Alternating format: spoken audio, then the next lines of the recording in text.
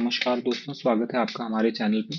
तो आज हम एसएससी सीजीएल 2024 टीयर 2 के मैथ्स के 18 जनवरी 2025 के सारे क्वेश्चन सॉल्व करेंगे। तो चलिए शुरू करते हैं। सबसे पहला क्वेश्चन है हमारे पास, find the value of y if x minus twice y plus twice z is equal to 16, x minus Y plus Z is equal to 9, twice x minus thrice y minus z is equal to 9। तो इस equation को हम equation ए consider कर लेते हैं, इसको equation B और इस वाले को इक्वेशन सी। तो जब हम यहाँ पर a माइनस बी करेंगे तो हमारे पास वैल्यू क्या आएगी, minus Y plus Z is equal to 7। और हम एक और इक्वेशन डिड्यूस करते हैं यहाँ पे, वो हम करेंगे c माइनस ट्वाइस ए को। तो हमारे पास वैल्यू आ जाएगी y minus 5z is equal to minus 23। अब इस इक्वेशन को हम 5 से मल्टीप्लाई करते हैं और इन दोनों को सम कर देंगे। तो हमारे पास वैल्यू क्या आ जाएगी, minus 5y plus 5z plus Y minus 5z is equal to 35 minus 23। हमारे पास कितना हो जाएगा, 12। यहाँ से 5z से 5z cancel out, minus 4y is equal to 12। तो y की वैल्यू हमारे पास आ जाएगी -3, जो कि होगा हमारा option number B. Next question पर चलते हैं। अगला क्वेश्चन हमारे पास सिंप्लीफिकेशन का है, तो यहाँ पर हम इसे सिंप्लीफाई कर लेते हैं। इसकी वैल्यू हो जाएगी a to the power -2 into B raise to the power -3 और c raise to the power 3। ये हमारा किस ऑप्शन से मैच कर रहा है, तो ये हमारा ऑप्शन सी से मैच कर रहा है। अगला क्वेश्चन है हमारे पास, a man buys 10 identical articles for ₹15 if he sells each of them for 1.7 then his profit percentage will be। 10 articles को वो बेचता है 15 रुपए में, तो एक आर्टिकल की कॉस्ट कितनी हो जाएगी, 1.5। और उसे वो सेल करता है, ये हमारी सीपी हो जाएगी मतलब, और वो उसे सेल करता है 1.7 रुपीज में। तो हमें प्रॉफिट परसेंटेज निकालना है। तो प्रॉफिट परसेंटेज कितना होगा हमारे पास, SP minus CP divided by CP, मतलब 0.2 डिवाइडेड बाई 1.5 इंटू 100। तो इसकी वैल्यू हमारे पास कितनी हो जाएगी, ये हो जाएगा हमारे पास 200 डिवाइडेड बाई 15, इसका मतलब होगा 13.33%, जो कि है हमारा option number C. Next question पर चलते हैं। अगला क्वेश्चन है हमारे पास, रानी and Adya working separately can finish a task in 12 days and 16 hours respectively. They work in stretches of 1 day alternately. If Rani starts working first, then the task will be completed in how many days? तो हमारे पास जो question आया था वहां पर 12 days और 16 hours लिखा हुआ था। अगर आपके क्वेश्चन पेपर में आपका जो रिस्पॉन्स शीट आया होगा वहां पे भी अगर ये डेज लिखा हुआ है तब ये क्वेश्चन सही है, अदरवाइज आप इस क्वेश्चन को चैलेंज कर सकते हैं। तो रानी हमारे पास काम करती है 12 दिन में, आद्या काम करते हैं हमारे पास 16 डेज में। इन दोनों का एलसीएम हो जाएगा 48, इसका मतलब रानी की एफिशिएंसी हुई 4 और आद्या की एफिशिएंसी हुई 3। हमारे पास सबसे पहले काम स्टार्ट करेगी रानी, तो रानी और आद्या हमारे पास एक पेयर बना के काम करेंगे और टोटल हमारे पास 48 यूनिट्स ऑफ वर्क है। ये नियरेस्ट 7 के किस मल्टीपल से जा रहा है, 6। तो यहाँ पर हमारे पास 6 हो जाएगा। पर यहाँ पर हमें पता है कि एक दिन रानी ने काम किया, एक दिन आद्या ने काम किया, इसका मतलब टोटल नंबर ऑफ डेज कितने हुए जो एग्जॉस्ट हो चुके हैं, वो हो चुके हैं 12 डेज। ये हमारे पास 42 यूनिट्स ऑफ वर्क कंप्लीट हो चुका है। अब हमारे पास रिमेनिंग 6 यूनिट्स ऑफ वर्क है, तो उसे 13th डे में रानी कंप्लीट करेगी। कितने यूनिट्स, 4। और बाकी रिमेनिंग का हमारे पास वर्क कितना बचा, वो बचा है 2 यूनिट, जिसे कौन काम करेगा, आद्या। तो इसका मतलब हमारे पास टोटल नंबर ऑफ डेज कितने लगे, 12 प्लस 1 जो रानी ने यहाँ पे काम किया, प्लस 2 यूनिट्स ऑफ वर्क है। आद्या एक दिन में 3 यूनिट्स ऑफ वर्क कंप्लीट करता है, इसका मतलब 2/3 डेज लगेंगे। टोटल नंबर ऑफ डेज कितना हुआ, 13, 2/3 डेज। तो अगर यहाँ पर डेज लिखा हुआ है तब तो हमारे पास राइट ऑप्शन क्या हो जाएगा, ऑप्शन बी। और अगर यहाँ पर आवर्स लिखा है तो आप इस क्वेश्चन को चैलेंज कर सकते हैं। चलिए नेक्स्ट क्वेश्चन पर चलते हैं। अगला क्वेश्चन है हमारे पास, let ABCB right angle triangle with right angle at B. If tan A is equal to √3, then find the value of sin A cos C plus cos A sin C and cos A cos C minus sin A sin C. हमारे पास एक triangle है right angle, जो right angled है B पर. हम यहाँ पर ए ले लेते हैं, यहाँ सी. tan ए की हमें वैल्यू दी गई है √3. इसका मतलब ए का वैल्यू हुआ हमारे पास 60 डिग्री. ए की वैल्यू 60, सी की वैल्यू हमारे पास 30 डिग्री हो जाएगी और ये हमारा 90 डिग्री हुआ. अब हमारी वैल्यू निकालनी है sign A cos C plus cos A sign सी.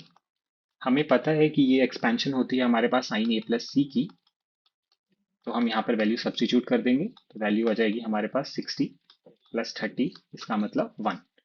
और अगली हमारे पास वैल्यू है cos A cos C minus sign A sign सी. तो ये हमारे पास किसकी एक्सपेंशन होती है?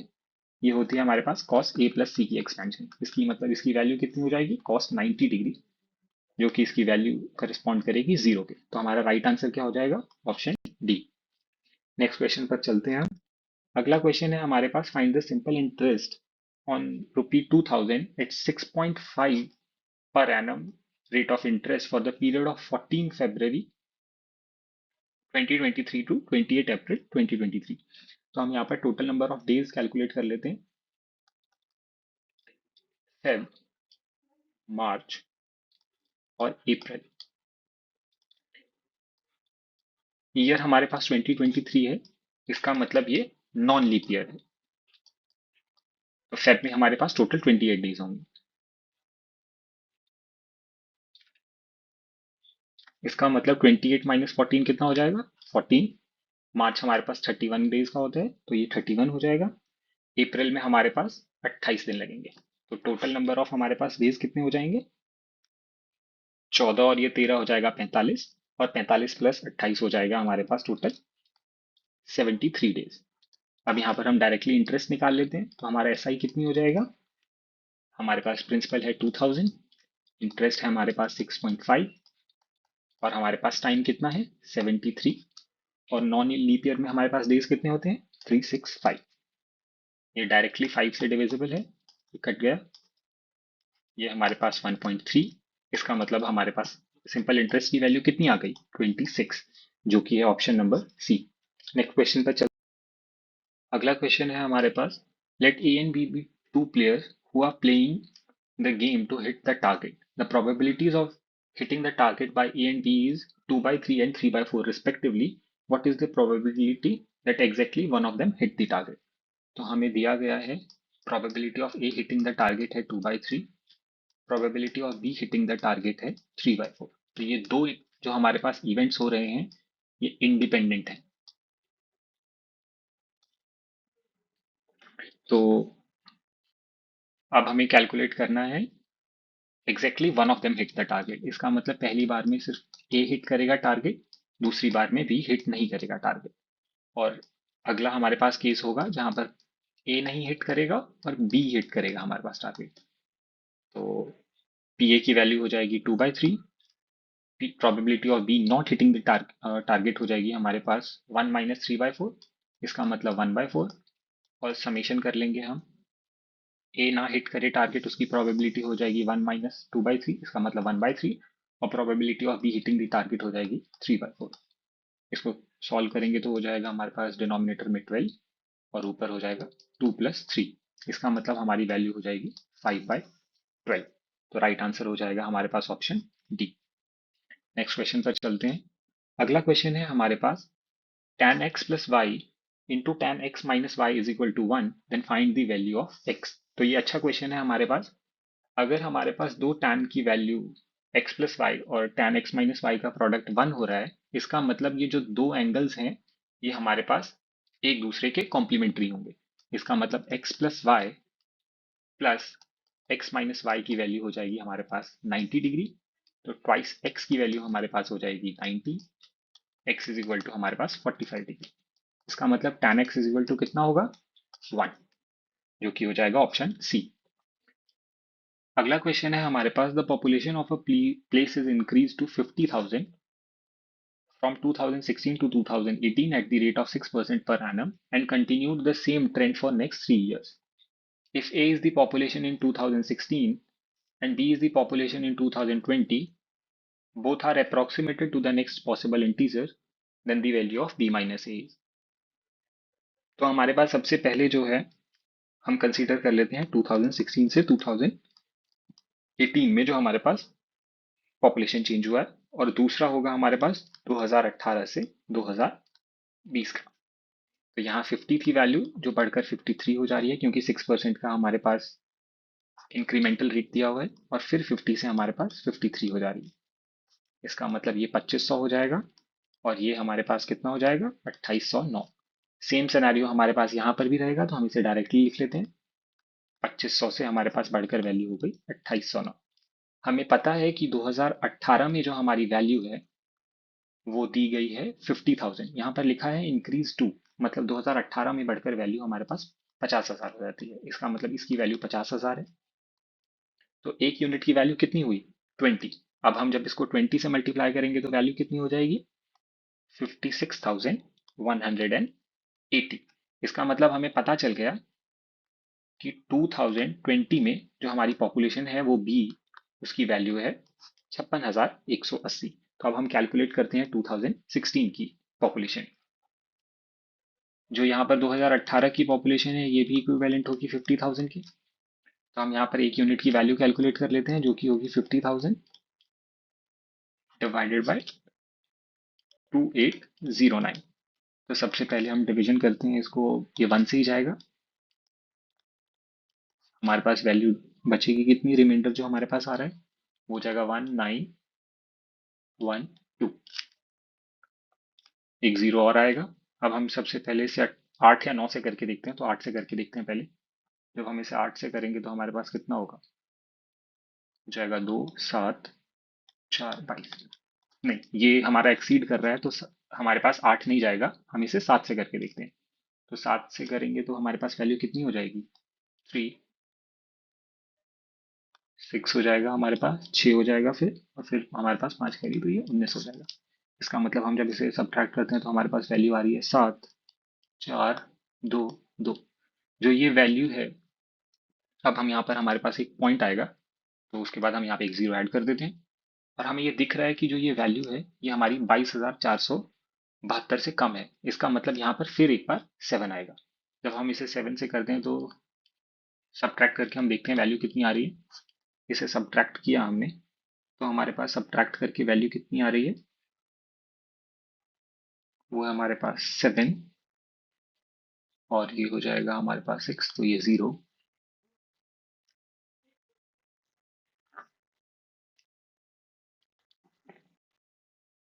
और फिर हमारे पास हो जाएगी वैल्यू 8, और यहाँ पर 2।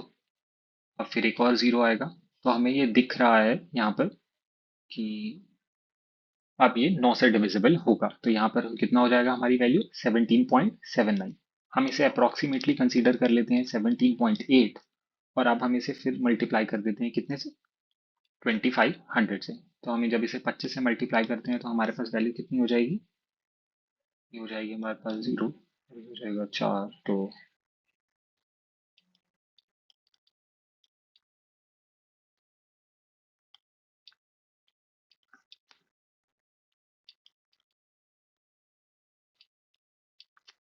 मतलब हमारी जो वैल्यू थी वो 2018 में कितनी थी, वो थी 44,500, और जिसकी वैल्यू है ए के बराबर। इसका मतलब बी माइनस ए की वैल्यू हमारे पास कितनी हो जाएगी 56,180 माइनस 44,500। हम इसको करते हैं तो ये हमारे पास वैल्यू कितनी हो जाएगी, ये और ये क्या। इसका मतलब हमारे पास राइट ऑप्शन कौन सा होगा, ऑप्शन ए। तो ये लेंदी क्वेश्चन था। अगर हम इसे एग्जाम में सॉल्व करें तो ये हमें लास्ट में बचा के रखना चाहिए था कि हमें तब इस क्वेश्चन को अटैक करना है। तो चलिए नेक्स्ट क्वेश्चन पर चलते हैं। अगला क्वेश्चन है हमारे पास, by how much value is 60% of 75 greater than 1/5 of 25। तो 60% ऑफ 75 कितना हो जाएगा 3/5 इंटू 75, इसका मतलब 45। और 1/5 ऑफ 25 कितना होता है, ये हो जाता है हमारे पास 5। और कितनी वैल्यू हमारे पास ग्रेटर हुई 45 माइनस 5 मतलब 40। तो राइट ऑप्शन हो जाएगा हमारे पास ऑप्शन सी। अगला क्वेश्चन है हमारे पास, find the median of the following data rounded off to 2 decimal places. हमारे पास यहाँ पर क्लास इंटरवल दिया गया है और फ्रीक्वेंसी दिया गया है। तो यहाँ पर इंटरवल सेम है, इसका मतलब हमारे पास जो विड्थ है वो कितनी है, एच की वैल्यू कितनी है, 5। तो हम यहाँ पर टेबुलर फॉर्म में डेटा को लिख लेते हैं, 0 to 5, 5 to 10, 10 से 15, 15 से 20, 20 से 25, 25 से 30 और 30 से 35। यहाँ हमारी फ्रीक्वेंसी आ जाएगी और यहाँ हमारी क्यूमुलेटिव फ्रीक्वेंसी आ जाएगी।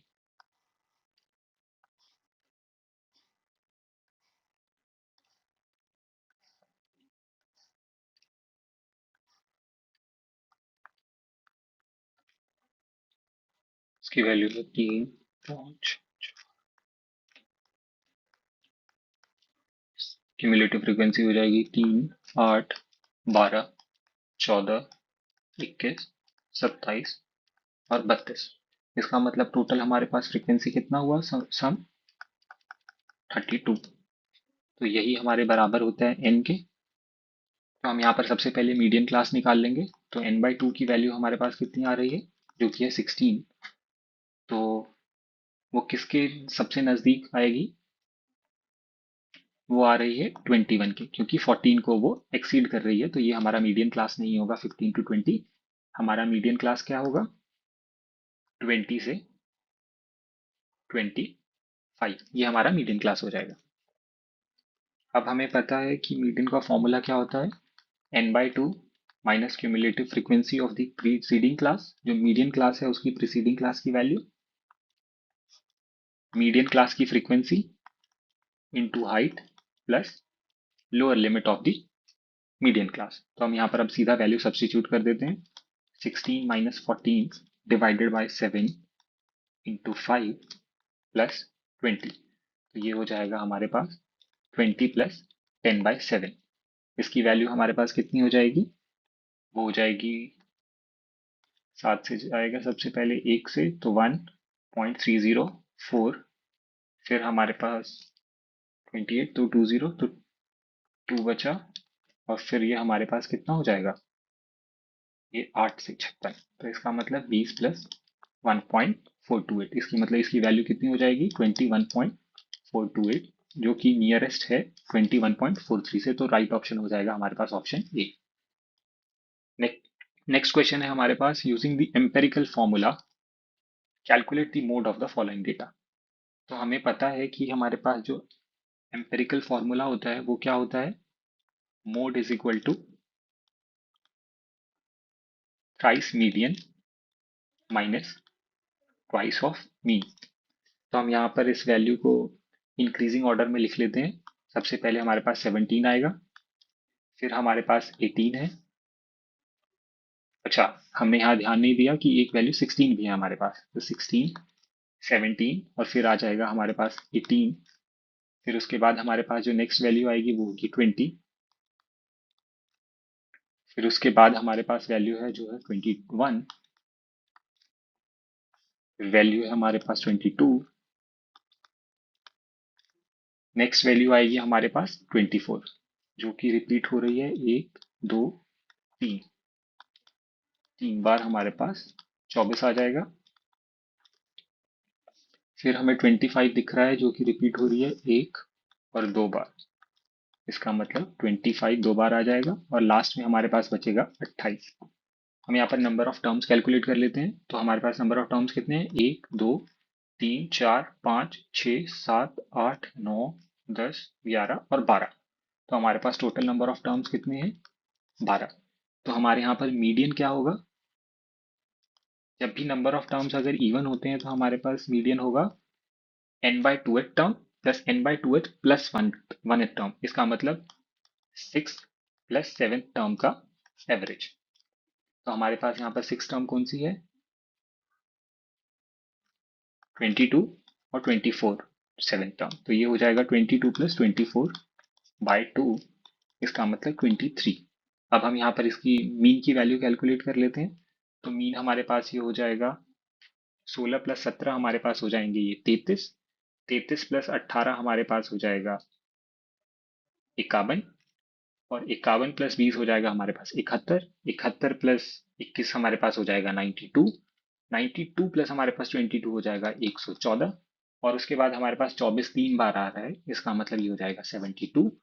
फिर हमारे पास 50 भी हो जाएगा, दो बार आ रहा है क्योंकि 25, तो इसका मतलब ये हो जाएगा 50, और फिर ये हमारे पास 28, तो मतलब 78।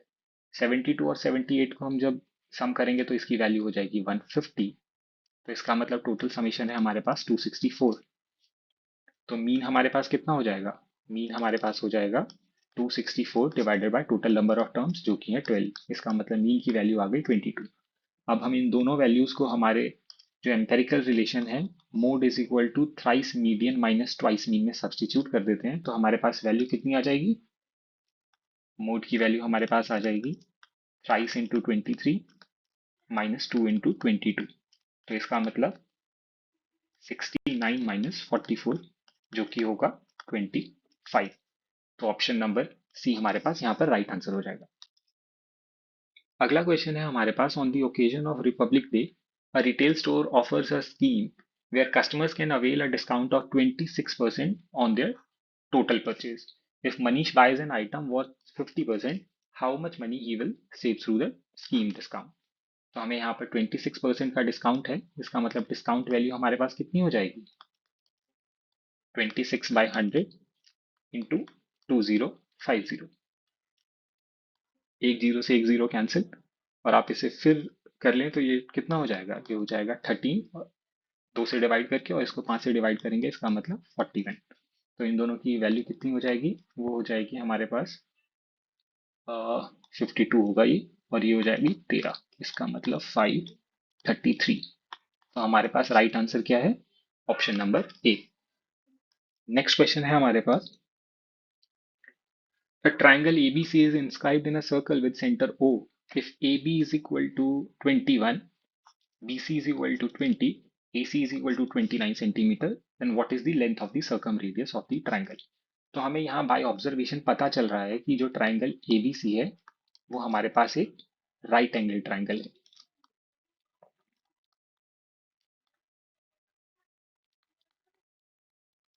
अगर किसी बच्चे को यहाँ पर ऑब्जर्व करने में दिक्कत हो जाएगी तो उससे क्वेश्चन क्या पता ये ना भी बने। अदरवाइज जब भी आपने एक बार इसे स्पॉट कर लिया कि एक हमारे पास राइट एंगल ट्रायंगल है तो ये बहुत इजी क्वेश्चन बन जाता है हमारे पास। तो ये हमारे पास, और हमें पता है कि राइट एंगल ट्रायंगल का जो सर्कम रेडियस होता है वो हमारे हाइपोटेन्यूज का हाफ होता है। तो हम यहाँ पर ट्रायंगल बना लेते हैं। तो ए बी की वैल्यू हमें दी गई है 21, बी सी की वैल्यू 20, और ए सी की वैल्यू 29। तो हाइपोटेन्यूज का हाफ मतलब आर सरकम रेडियस की वैल्यू कितनी हो जाएगी? ए सी बाय टू, मतलब 29/2, जो कि बराबर होगा 14.5 सेंटीमीटर के। तो राइट ऑप्शन हो जाएगा हमारे पास ऑप्शन डी। अगला क्वेश्चन है हमारे पास, the value of 4³ minus zero square plus 22/2 का स्क्वायर माइनस 8 प्लस 7/6। तो ये हमारे पास सिंप्लीफिकेशन का इजी क्वेश्चन है, हम इसे सिंप्लीफाई कर लेते हैं। 64, जीरो हम कुछ लिखेंगे नहीं, 121 माइनस 8, और ये प्लस हमारे पास हो जाएगा 42। तो हमारे पास इन दोनों की समीशन वैल्यू हो जाएगी 106, और इधर से हो जाएगी 113। इसका मतलब 219 जो है हमारा राइट आंसर होगा, जो कि है ऑप्शन सी। अगला क्वेश्चन है हमारे पास, a sum of money is to be distributed among three friends P Q R in the proportion 5:3:4। If P gets 1500 more than R, then what is Q share. तो हमारे पास P Q R का ratio है 5:3:4, और हमें दिया गया है कि P को 1500 ज्यादा मिलते हैं, इसका मतलब 5 - 4 जो बराबर है वो है 1500 के। इसका मतलब वन इक्विवेलेंट है 1500 के। तो हमें Q की शेयर निकालना है, तो Q का शेयर कितना हो जाएगा? 3 × 1500, जो कि हमारे पास बहुत इजीली आ जाएगा 4500, जो कि राइट ऑप्शन हो जाएगा हमारा ऑप्शन डी। अगला क्वेश्चन है हमारे पास, the average of first 91 even numbers is. तो हमें पता है कि summation of first even n numbers की वैल्यू क्या होती है? n into n+1। तो हमारे पास एवरेज कितना हो जाएगा? 91 इंटू 92 डिवाइडेड बाय 91, जो कि वैल्यू हो जाएगी 92। और हमें ये भी ध्यान रखना चाहिए कि summation of first odd number जो होता है हमारे पास वो कितना होता है? वो होता है हमारे पास एन स्क्वेयर। तो ये बहुत हैंडी हो जाता है हमारे पास जब भी हम इस टाइप के क्वेश्चन सॉल्व कर रहे हैं। तो राइट ऑप्शन हो जाएगा हमारे पास ऑप्शन ए। अगला क्वेश्चन है हमारे पास, if the average age of 3 persons is 56 years and their ages are in the ratio of 2:5:7, find the age of the youngest person. तो ये इजी क्वेश्चन है हमारे पास रेशियो का। हम यहाँ पर सीधा यंगेस्ट की वैल्यू निकाल सकते हैं। तो समीशन हमारे पास कितना है, 12 और ये 14। 14 की वैल्यू हमें दी गई है 56 × 3। इसका मतलब एक की इक्विवेलेंट वैल्यू है 12 ईयर्स। तो यंगेस्ट की वैल्यू कितनी हुई, 2 × 12, इसका मतलब 24 ईयर्स, जो कि राइट आंसर है हमारा ऑप्शन सी। अगला क्वेश्चन है हमारे पास, sec theta minus tan theta divided by sec theta plus tan theta is equal to 1/9। Theta lies in the first quadrant, then the value of sin theta minus tan square theta divided by sin theta plus tan square theta की value क्या होगी। तो हम यहाँ पर इसे simplify करके लिख लेंगे। sec थीटा हमारे पास 1/cos थीटा हो जाएगा और tan थीटा हमारे पास sin theta divided bye cos theta. तो हम इसे सिंप्लीफाई कर लेते हैं।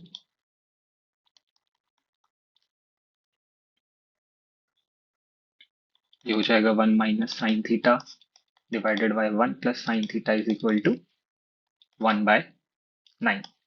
इसका मतलब हम इसे डायरेक्ट सिंप्लीफाई कर लेते हैं। तो 9 माइनस 9 साइन थीटा और इधर हो जाएगा 1 plus sine theta.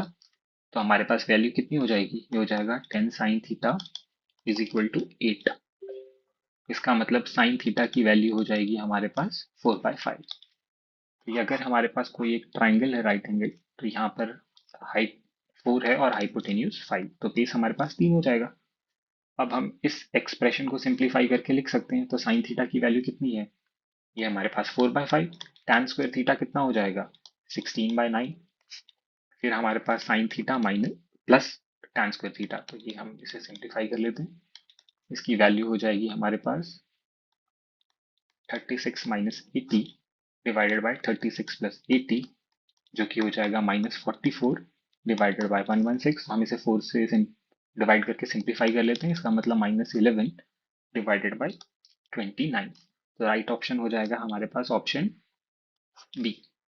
Next question पर चलते हैं। तो नेक्स्ट क्वेश्चन है हमारे पास, if the areas of two similar triangles are in the ratio of 121 and 225, what would be the ratio of their corresponding sides. तो हमें पता है कि एरिया का रेशियो दो ट्राइंगल का उसके सम के स्क्वेयर्स के बराबर होता है, उनके रेशियो के स्क्वेयर्स के बराबर होता है। तो ये हमारे पास कितना है, 121/225। डायरेक्टली हमें दिख रहा है ये 11 का स्क्वायर है और ये 15 का स्क्वायर है। तो हम यहाँ पर सिंप्लीफाई करके कितना निकाल लेंगे साइड्स की रेशियो, 11:15। तो राइट ऑप्शन हो जाएगा हमारे पास ऑप्शन नंबर बी। अगला क्वेश्चन है हमारे पास, a toy is in the form of cone mounted on a hemisphere. The radius of the hemisphere and that of the cone is 36 centimeter and the height of the cone is 105 centimeter. The total surface area of the toy is। तो हमारे पास toy है जिसमें कोन को mount किया गया है एक hemisphere पे। कोन की हाइट हमें दी गई है 105 और उसकी रेडियस है दी गई है हमें 36। तो हमें जब टोटल एरिया निकालना है उसका सरफेस एरिया, तो हमें यहाँ पर इसकी स्लैंट हाइट निकालनी होगी। तो हम इसे सिंप्लीफाई करके लिख सकते हैं। 105 हो जाएगा हमारे पास 35 × 3 और 36 हमारे पास सिंप्लीफाई करके हो जाता है 12 × 3। तो अब हमें दिख रहा है कि हमारे पास एक पाइथागोरियन ट्रिपलेट होता है जिसकी वैल्यू क्या होती है, 12, 35 और 37। तो हमारे पास यहाँ पर स्लैंट हाइट की वैल्यू हो जाएगी 37 × 3। तो अब हम यहाँ पर डायरेक्टली टोटल सरफेस एरिया निकाल लेते हैं। तो टोटल सरफेस एरिया हमारे पास हो जाएगा 2πr² प्लस πrl। ये हमारे पास हेमिस्फेयर का होगा और ये हमारे पास कोन का कर्व सरफेस एरिया हो जाएगा। ये वाला कर्व सरफेस एरिया और ये हेमिस्फेयर का। तो हम यहाँ पर वैल्यू सब्स्टिट्यूट करते हैं, पाई 2 इंटू 36 का स्क्वायर, और ये प्लस हमारे पास है 36 इंटू 37 इंटू 3। 36 कॉमन ले लेते हैं तो ये हमारे पास हो जाएगा 36 पाई, और ये हो जाएगा 72, और ये प्लस हो जाएगा हमारे पास 37 इंटू 3 111। इसका मतलब 36 इंटू 183 पाई। अब हमें यहाँ पर डायरेक्ट सॉल्व पूरा सॉल्व करने की जरूरत नहीं है, क्योंकि हम देख सकते हैं कि सिर्फ हम यूनिट डिजिट जब मैच करते हैं तो हमारे पास ऑप्शन ए आ जाता है राइट आंसर, और इसको हम मल्टीप्लाई भी करेंगे तो हमारे पास वैल्यू आ रही है 6588 पाई। तो राइट ऑप्शन हमारे पास ऑप्शन यहाँ पर ए हो जाएगा। अगला क्वेश्चन है हमारे पास, Anil and Beena are friends and the difference between their ages is 5 years. Anil's father Dinesh is 3 times as old as Anil and Veena is twice old as her sister Charu. The ages of Dinesh and Charu differ by 45 years. If Veena is older than Anil, then find the sum of the present ages of both Dinesh and Charu. तो B minus ए हमारे पास हो जाएगा 5 years, और दिनेश की age हो जाएगी thrice of Anil. Bina is twice as old as her sister Charu, और हमें एक और कंडीशन दी है कि दिनेश और चारू डिफर बाय 45 years। तो हम b माइनस ए को d और c के टर्म में लिख लेते हैं, तो ये हमारे पास वैल्यू हो जाएगी ट्वाइस c माइनस a की वैल्यू हो जाएगी d/3, which will be equal to 5। तो इसका मतलब 6c minus d is equal to हो जाएगा 15। अब हम इस d माइनस सी को डायरेक्ट यूज करने के लिए इसे लिख लेते हैं 6c minus D plus 5d is equal to 15। इसका मतलब 5d की वैल्यू कितनी हो जाएगी 15, और 45 इंटू 6 हो जाएगा हमारे पास 270, तो ये 270। इसका मतलब d की वैल्यू कितनी हो जाएगी हमारे पास 285 डिवाइडेड बाय 5 मतलब 57 years। और यहां से हम डायरेक्टली d की वैल्यू को सब्सटीट्यूट करके c में d minus C is equal to 45 में हम c की वैल्यू निकाल सकते हैं, जो कि होगी हमारे पास 12 years। इसका मतलब d प्लस सी का एज का सम होगा 69 years। तो राइट ऑप्शन हो जाएगा हमारे पास ऑप्शन बी। अगला क्वेश्चन हमारे पास है, on a 2200-meter long circular track, Sarita and Kavita drove their cycles from the same point but in opposite direction with speeds of 20 km and 16 km per hour respectively. After how much time they will meet again? तो ये हमारे पास circle है, यहाँ से कविता start करेगी, यहाँ से सरिता। तो टाइम हमारे पास कितना लगेगा d divided by total distance d हो जाएगा हमारे पास divided by sum of the speeds of Kavita and Sarita. तो हम यहाँ कैलकुलेट कर लेते हैं, d की वैल्यू है 2200 मीटर, और स्पीड को हम मीटर पर सेकंड में कन्वर्ट कर लेते हैं, तो 36 इंटू 5/18। इसका मतलब ये हो जाएगा 10, तो ये हो जाएगा 220 सेकेंड्स, जो कि बराबर होगा 3 मिनट 40 सेकेंड्स के। तो राइट ऑप्शन हो जाएगा हमारे पास ऑप्शन डी। अगला क्वेश्चन है हमारे पास, x is equal to 8 plus root 5 और y is equal to 8 minus root 5, then what is the value of X square plus Y square. तो यहाँ हम डायरेक्टली इसे सॉल्व कर लेते हैं। हमें पता है कि जो 2ab यहाँ पे होगा वो कैंसिल आउट हो जाएगा y के स्क्वायर के 2ab, जो हमें एक्सपेंशन होगा उससे। तो यहाँ हमारे पास direct X square plus Y square की वैल्यू हो जाएगी ट्वाइस ऑफ 64 प्लस 5। इसका मतलब ट्वाइस इंटू 69, जो कि इक्वल होगा 138। तो राइट ऑप्शन है हमारे पास ऑप्शन ए। अगला क्वेश्चन है हमारे पास, vessel A contains milk and water in the ratio of 4:5। Vessel B contains milk and water in the ratio 2:1. If X liters of mixture of A is mixed with Y liters of mixture of B, then the ratio of milk to water in the mixture becomes 8:5. Then find the ratio of X:1. तो हम यहाँ पर A mixture consider कर लेते हैं और यहाँ पर B। तो यहाँ पर हमारे पास मिल्क की कंसेंट्रेशन कितनी है 4/9, और यहाँ पर हमारे पास मिल्क की कंसेंट्रेशन है 2/3। जब हम इसे x और y की रेशियो में मिक्स कर लेते हैं तो हमारे पास कंसेंट्रेशन कितनी आ जाती है, वो है 8/13। इन दोनों का सम हम यहाँ डिफरेंस निकालते हैं, इन दोनों का हम डिफरेंस यहाँ निकाल के कैलकुलेट करते हैं तो कितना हो जाएगा, 13 × 4 हमारे पास हो जाएगा 52, और 9 × 8 हो जाएगा हमारे पास 72। इसका मतलब यहाँ पर वैल्यू आएगी,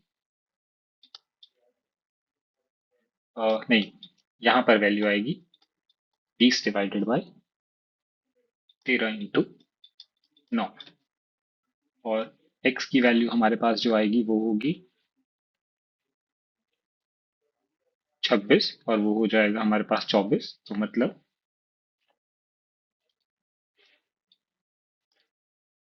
2/13 × 3। तो x/y की वैल्यू हमारे पास क्या हो जाएगी, यहाँ पर 13 × 9 नहीं होगा, 13 × 3 होगा। तो x/y की वैल्यू क्या हो जाएगी, 2/13 × 3 और 20/13 × 9। तो हम जब इसको सिंप्लीफाई करेंगे तो हमारे पास वैल्यू कितनी आ जाएगी, 3:10। तो राइट आंसर होगा हमारे पास ऑप्शन ए। नेक्स्ट क्वेश्चन है हमारे पास, find the volume in centimetre cube rounded off to 2 decimal places of the right circular cone of dia 12 centimetre and height 5 centimetre. तो हमारे पास यहाँ पर एक कोन है, इसका रेडियस है हमारे पास 6 और हाइट है 5 सेंटीमीटर। तो वॉल्यूम हो जाएगा 1/3 πr² h। वैल्यू हम सब्स्टिट्यूट करके डाल देते हैं, ये 3 से कट जाएगा। इसका मतलब ये हो जाएगा 44 × 30, जो कि हो जाएगा 1320/7। तो अब हम इसको सिंप्लीफाई कर लेते हैं। तो ये सबसे पहले 1 से जाएगा, फिर ये हो जाएगा 6 बचेगा, 8, फिर 8 हो जाएगा 40, 5, 7। राइट ऑप्शन है हमारे पास ऑप्शन ए, यानी कि 188.57 सेंटीमीटर क्यूब। अगला क्वेश्चन है हमारे पास, the height of a right circular cone is 63 centimetre and the area of its curved surface is 5 times the area of its base. What is the volume of the cone. हमारे पास यहाँ पर एक कोन है जिसकी हाइट 63 है। Let suppose radius r है और लेंथ हाइट की लेंथ जो है वो l है। तो एज पर दी कंडीशन हमें दिया गया है curved surface area is equal to 5 times the area of base. तो यहाँ से हमारे पास रिलेशन आ जाएगा कि L is equal to 5r। अब हम यहाँ पर पाइथागोरस थ्योरम लगाएंगे और हम r की वैल्यू कैलकुलेट करेंगे। तो 63² इज इक्वल टू हो जाएगा हमारे पास 25r² माइनस r²। यहाँ से हमारे पास r की वैल्यू क्या आ जाएगी, 63/2√6। हमें पता है वॉल्यूम ऑफ द कोन होता है 1/3 πr²h। तो हम यहाँ पर सीधा वैल्यू सब्स्टिट्यूट कर देते हैं। पाई की वैल्यू 22/7 लेनी है,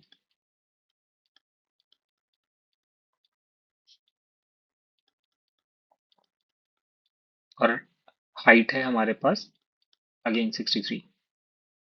तो 3 × 7 21 और 27 × 3 63। तो ये 3 से कट जाएगा, फिर ये 3 6, तो ये 2 हो जाएगा, और ये 2 से काट के 11, और 2 यहाँ पर खत्म।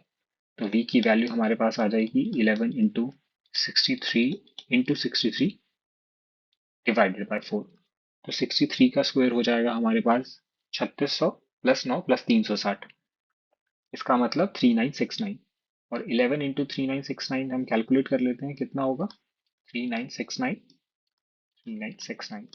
तो इसके पास हमारे पास वैल्यू आ जाएगी 95634।